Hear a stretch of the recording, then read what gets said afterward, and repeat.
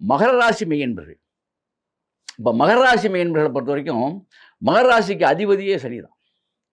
மகரத்துக்கு 3ல சகாய ஸ்தானத்துக்கு போயிட்டாரு. 2ஆம் இடம் ராகு. ஒண்ணும் கவலையே இல்ல. அதாவது எந்த ரூபத்திலயோ, எவ்வளவு பெரிய இன்னல்கள், பிரச்சனைகள் வந்தாலும், உங்களுக்கு யார் மூலமோ அது சால்வ் ஆகக்கூடிய ஆண்டு. 2026 உங்களுக்கு நண்பர்களாலும், தனக்கு இளைய சகோதரத்தாலும், உங்களுக்கு கீழ அதாவது உங்கள விட வயசு கம்மியானவங்கனாலயும், ஆண், பெண் 2 பேத்துக்குமே சொல்றேன்.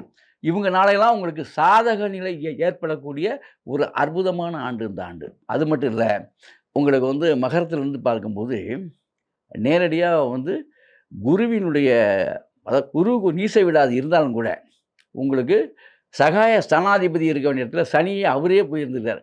அதாவது பிறருடைய தூண்டுதல் பிரச்சனை, இந்த மாரி பல பல பிரச்சனை உங்களுக்கு இருந்தாலும் கூட, இதையெல்லாம் முறியடிக்கக்கூடிய ஆண்டாக, எவ்வளோ பிரச்சனைகள முறியடிக்கக்கூடிய ஆண்டாக இந்த ஆண்டு உங்களுக்கு மலரும். காரணம் முழுக்க முழுக்க உங்கள் முயற்சியில் நல்லா புரிஞ்சுக்கங்க. இது வந்து மற்ற சில ராசிக்காரர்களுக்கு மாரி அதிர்ஷ்டம் உங்களுக்கு வந்துரல. உங்க முயற்சியாலேயே நீங்க முன்னுக்கு வர வேண்டிய ஆண்டு இந்த ஆண்டு. சரியா? அதேபோல மாணவர்களுக்கும் சரி, மாணவ செல்வங்கள் எல்லாருமே உங்க முயற்சிய நீங்க முழுமையா எடுத்தீங்கன்னா, இந்த ஆண்டு நீங்க ஒரு மிகப்பெரிய முன்னேற்றத்த அடைய முடியும். அது மட்டும் இல்ல, ராகு 2ல் அமர்ந்திருக்கு. அதாவது தன குடும்ப ஸ்தானத்துல. இது கண்டிப்பாக உங்களுக்கு பெரிய நீங்க முயற்சி எடுக்கிற அளவுக்கு உங்களுக்கு பெரிய முன்னேற்றம் காத்திருக்கு. நல்லது. அற்புதம், ஆனந்தம்.